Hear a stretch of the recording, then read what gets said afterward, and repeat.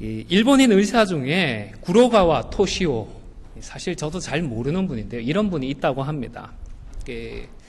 학부에서 의학을 전공하시고 박사 학위까지 받으시고 도후쿠 대학의 학장을 역임하셨다고 합니다. 내과 의사신데 특별히 암 연구와 치료에 평생을 헌신하셨던 그런 의사 선생님이라고 합니다. 그리고 그가 가르쳤던 많은 제자들에게 환자들의 아픈 몸만 고쳐준 그런 의사가 아니라 환자들의 마음까지 어루만져 주었던 그런 스승으로 기억이 되고 있다고 합니다. 이분에게 좀 특이한 버릇이 있었는데요. 항상 자기 손을 주머니 안에 넣어두고 있었다고 그럽니다. 학교에서 강의를 하게 될 때에도 강의실에서도 강의하면서 손을 이렇게 넣고 있고, 길을 다닐 때에도 포켓에 손을 넣고 다니고, 또 심지어는 다른 의사들을 데리고 병원 회진을 돌면서도 주머니 안에 손을 넣고 있었다고 합니다. 보통 우리 동양문화권에서 주머니 안에 손을 넣고 있으면 뭐 그렇게 좋은 태도로 보지는 않지 않습니까? 좀 불손하고 뭐라고 그럴까요? 조금 건방져 보인다? 그런 느낌을 받게 되는데, 그래서인지 좀 보기 그렇다고 주위에서 손은 빼고 다니면 좋겠다라고 조언도 자주 했는데, 이 버릇을 끝끝내 고치지 않고 평생 주머니에 손을 넣고 다녔다고 합니다. 고집이 참 세신 분이죠.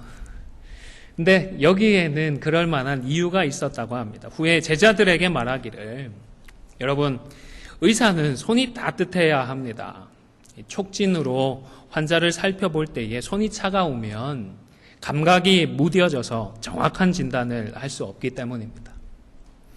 그리고 더 중요한 이유가 있습니다. 저에게 찾아오는 환자들은 대부분 암을 앓고 있는데 병이 위중한 만큼 의사인 저에게 거는 희망이 큽니다. 이럴 때 의사의 따뜻한 손은 환자들의 마음을 따뜻하게 하고 또 동시에 병을 이겨내겠다는 희망을 불태우게 해주는 것 같습니다. 하지만 반대의 경우를 생각해 보십시오.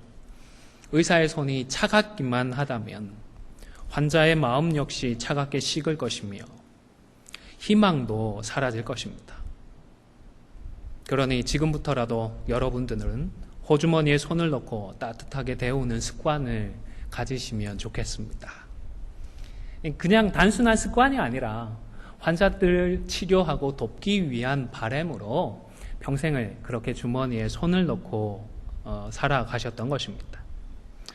질병을 치료해야 하고 또 회복되기를 바라는 환자의 입장에서 이러한 열정을 가지고 이러한 정열을 가지고 살아가는 의사를 만난다는 것이 얼마나 복된 일일까 싶습니다.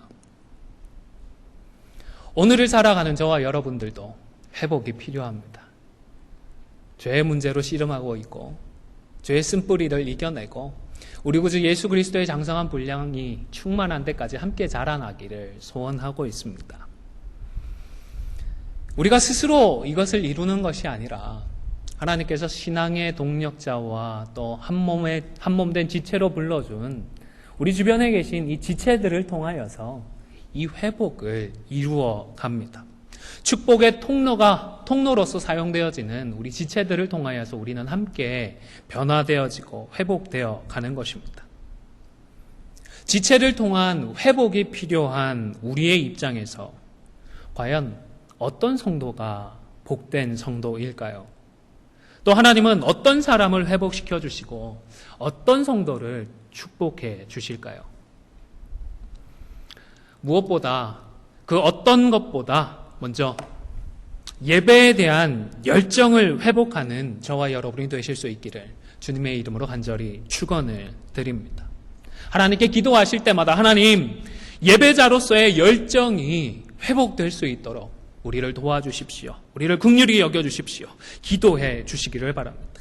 오늘 본문에는 에디오피아에서 온 내시가 등장을 합니다. 여왕 간다게의 모든 국고를 맡은 관리였다라고 합니다. 간다게라고 하는 것이 사람의 이름이 아니고 직함이었다고 합니다. 애굽왕 하면 누가 떠오르시죠? 바로가 떠오릅니다. 바로가 사람 이름인가요? 왕의 직함인가요? 왕의 직함입니다. 마찬가지로 간다게도 특정 인물의 이름이 아니라 그 에디오피아 여왕의 직함을 간다게라고 불렀다고 합니다. 화면을 보시면 보이시나요? 잘 보이시지는 않을 텐데요. 여기 보시면 여기가 이스라엘 쯤입니다. 그리고 남쪽으로 내려오면 이집트가 있고 오늘날에는 아프리카 여기 이 북쪽에 에디오피아가 있고 그 옆에 수단이라는 나라가 있습니다. 그런데 과거의 구약 성경 시대의 에디오피아는 여기 나일강 인근에서부터 밑으로 쭉 내려와서 수단 북부에 이르는 이 지역을 구약 성경 시대에는 에디오피아라고 불렀습니다.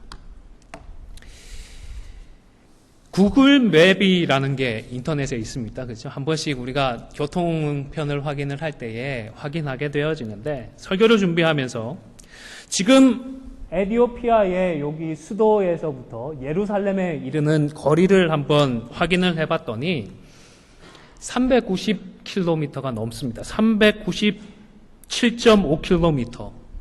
차로 달리면 쉬지 않고 130시간이 걸린다고 합니다. 그리고 그 옆에 있는 여기 수단의 수도로부터 예루살렘까지는 2,500km 정도가 되고요. 차로 달리면 107시간이 걸린다고 합니다. 그 간다게의 내시가 예루살렘까지 오는 데에 과연 얼마나 걸렸을까요? 서울에서 부산까지 거리가 얼마나 된다고 그러죠? 제가 어렸을 때는 한 400km 된다고 들었던 것 같은데 구글맵에서 직선거리로 확인을 해보니까 한 320km 이렇게 나오더라고요. 그런데 옛 문헌에 보면 부산에서 이제 한양으로 과거를 보기 위해서 길을 떠나는 선비들이 여행 계획을 세웁니다. 며칠 정도 걸려서 한양에 도달한다고 계획을 세웠을까요? 부산에서 한양까지 320km, 400km 뭐 차이는 있지만 한 달 정도를 예상했다고 합니다. 그러면 지금의 에티오피아 말고요. 지금의 수단의 수도에서부터 예루살렘까지 한 250km 된다 생각을 하면 그냥 단순히 산술적으로만 계산을 하면 어느 정도 걸렸죠? 4 곱하기 6 하면 2400km 정도 되니까 6개월 정도 더 되는 거리였던 것입니다. 본문에는 그냥 예배하러 예루살렘에 왔다 이렇게 되어 있지만 실제로 걸어왔던 길을 생각해보면 이게 만만치 않은 길인 것입니다. 여러분, 예배드리러 갔다 오는데 1년이 걸린다고 하면 예배드리러 갔다 올 수 있는 분이 과연 몇 분이 될까요? 우리 펠팍이나 포트리에서 매주 수고스럽게 교회를 오고 가시는 귀한 분들이 계시는데 이 길도 사실은 쉽지는 않습니다. 오늘같이 더운 날 운전해서 오시면 에어컨디셔너를 틀어도 햇빛이 너무 따가워서 힘드신데 6개월을 광야길을 걸어서 예배를 드리러 간다? 상상이 가십니까? 또 이 사람이 나라의 국고를 맡았다고 했습니다. 오늘날로 하면 재무부 장관 정도가 되지 않았을까요? 재력도 있고 권력도 있었으니까 그냥 걸어서 왔던 것이 아니라 수레를 타고 다니게 되었습니다. 그냥 걸어가는 것보다는 나았겠지만 수레를 탄다고 해서 과연 시간이 얼마나 단축이 되었을까요? 고작 그 수레를 탄다고 해서 에어컨디셔너도 없는 수레입니다. 얼마나 여행이 더 편해졌을까요? 그런데 이런 길고 고단한 여행의 길을 이 사람은 감행을 했던 것입니다. 27절 후반부를 보시면 그 이유를 분명하게 소개를 하고 있죠. 예배하러 예루살렘에 왔다가 이 내시는 이 먼 거리를 고단하고 힘든 이 여행을 그저 예배를 드리겠다는 그 일념 하나로 감행을 했던 것입니다.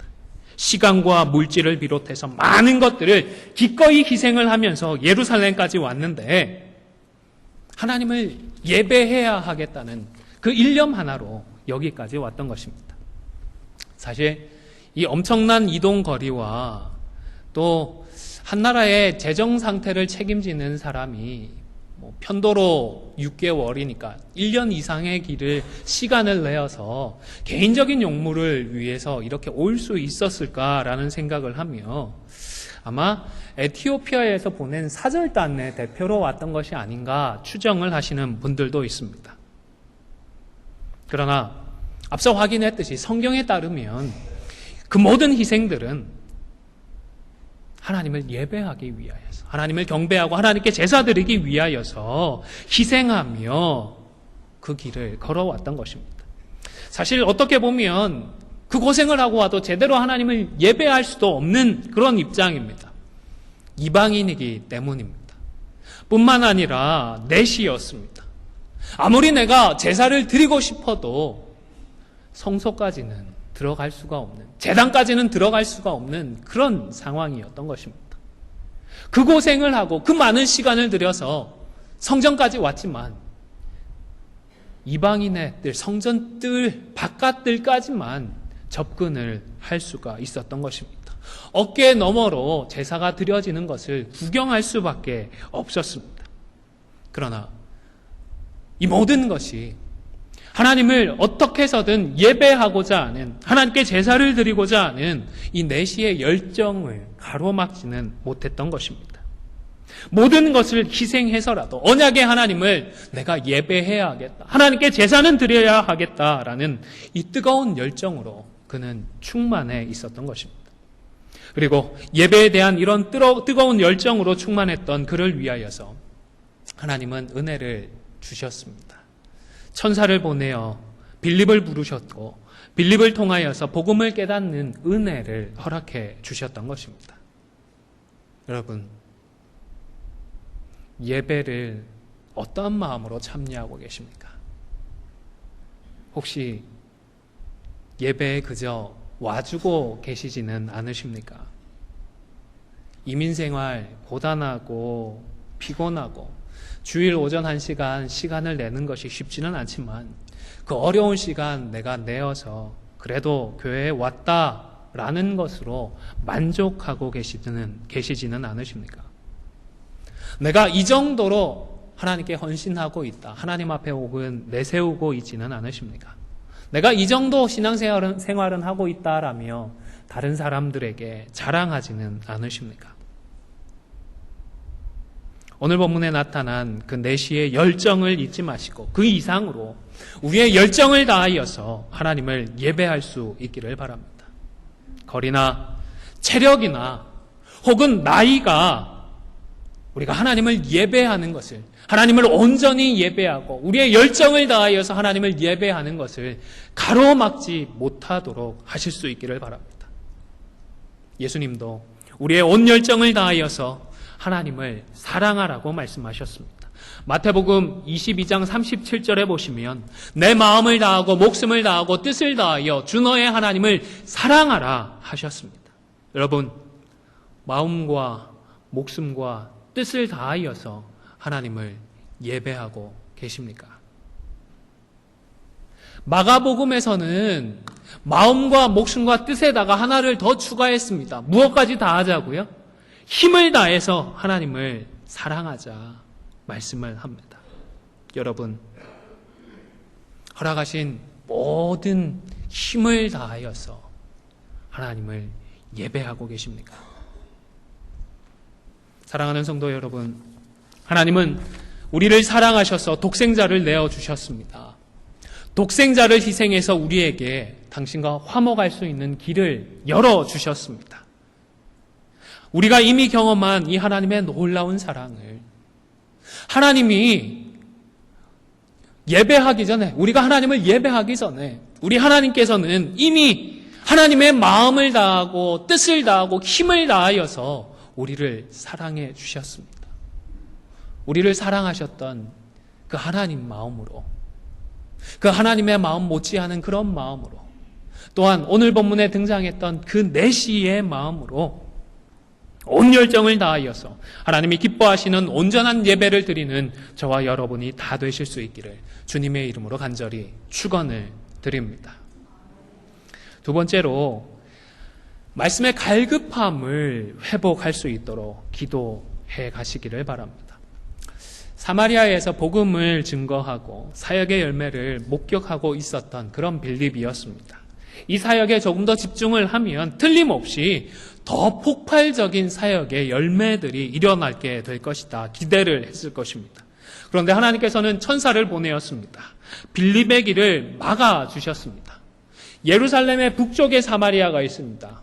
여기에서 한참 열심히 사역을 하고 있었던 빌립을 부르셔서 다시 남쪽으로 예루살렘을 지나서 애굽에 이르는 그 남쪽 광야로까지 보내셨던 것입니다.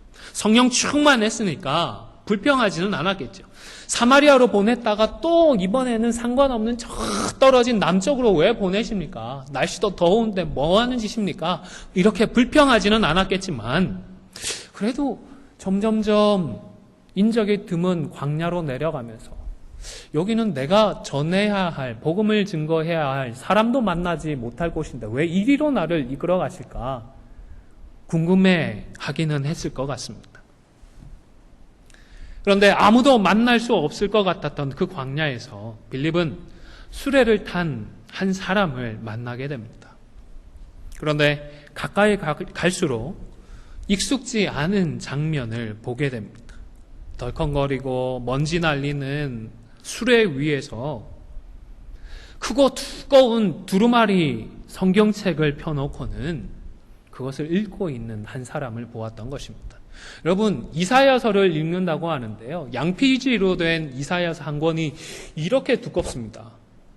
이거를 수레 위에서 펼쳐놓고 읽고 있는데요. 요즘 길이 참 잘 돼 있지 않습니까? 자동차도 이게 진동 흡수를 잘해서 얼마나 편한지 모릅니다.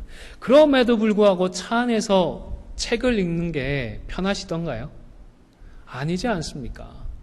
차 안에서 차를 타고 교회에 오시면서 라디오를 켜서 다른 훌륭하신 목사님들 설교를 듣기도 하고 혹은 전화기 앱을 통하여서 성경을 듣고 오는 경우는 있지만 차 안에서 성경책을 펴서 성경을 읽고 오시는 경우들은 별로 없지 않습니까?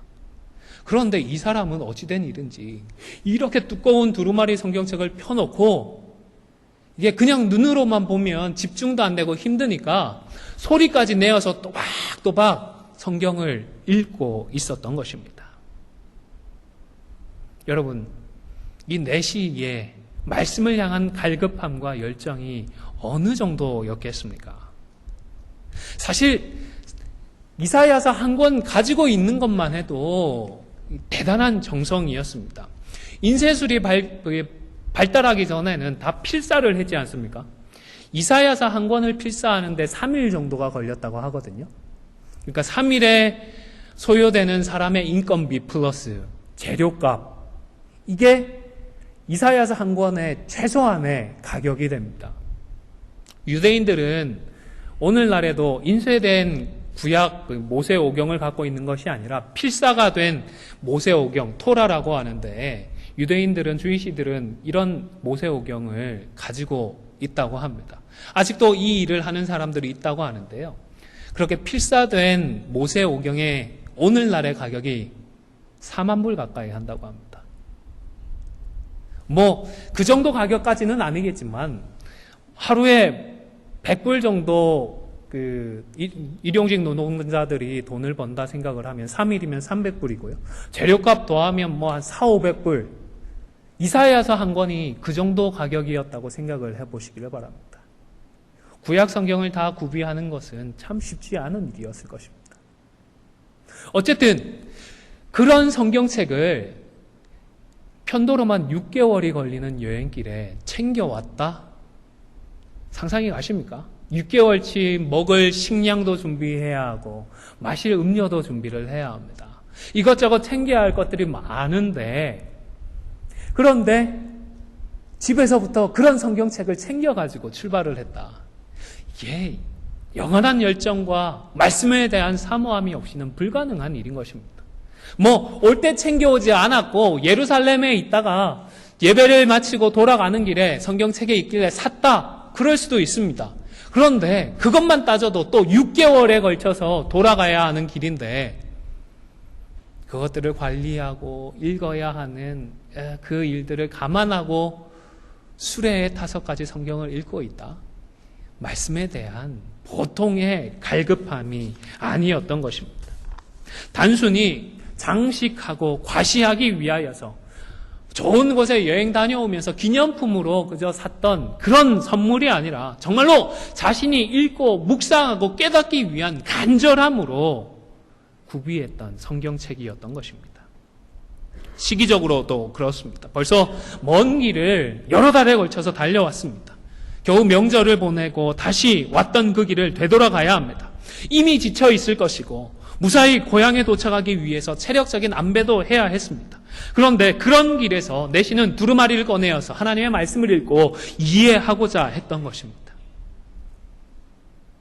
그리고 이런 갈급함이 있었던 내시에게 하나님은 은혜를 베풀어 주셨습니다.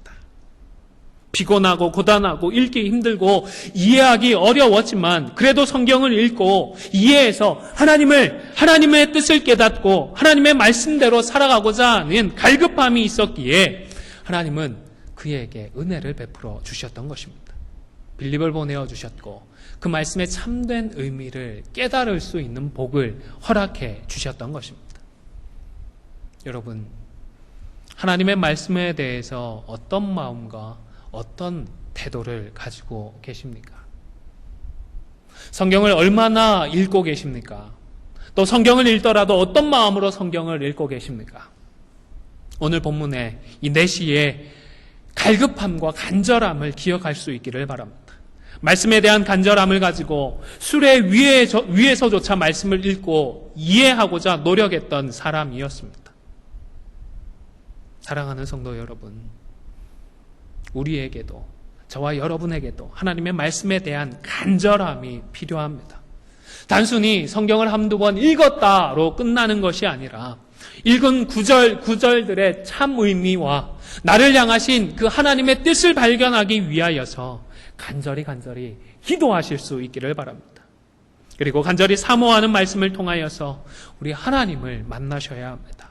갈급한 말씀을 통하여서 나를 향한 하나님의 그 사랑의 음성을 들으실 수 있도록 기도하시기를 바랍니다. 날씨가 참 덥습니다. 대지기를 3개까지 해야 되는데 상황을 고려해서 오늘은 여기에서 말씀을 마무리하고자 합니다. 서두에 말씀드렸던 그 의사 선생님을 생각해 보시기를 바랍니다. 의사로 부르심을 받고 평생 자신의 손을 포켓에 넣어 다니며 따뜻한 손을 유지했습니다. 의사가 되어서 환자를 치료하고 돈 잘 벌고 잘 살고 하는 것으로 만족하지 않고 암이라는 그 병을 치료할 뿐만 아니라 그것으로 고통받았던 환자의 마음까지도 회복시키고자 하는 그 열정과 간절함을 가지고 많은 환자들을 치료하고 그들의 마음을 위로했었습니다. 그리고 하나님은 예배의 열정과 말씀의 갈급함이 가득했던 에티오피아의 내시를 불러 구원하시고 에티오피아의 제1호 성도로 삼아 주셨습니다. 여러분, 십자가의 사랑으로 구원을 받은 우리들입니다. 주님께서 우리를 불러주실 그날까지 우리의 온 열정을 다해서 구원의 하나님을 예배하고 또 말씀을 향한 타는 목마름과도 같은 그런 갈급함으로 말씀을 붙들어서 말씀이신 우리 하나님을 만나고 또 말씀을 통하여 하나님의 뜻을 깨우쳐서 하나님의 뜻을 이루어갈 수 있는 저와 여러분이 다 되실 수 있기를 주님의 이름으로 간절히 축원을 드립니다.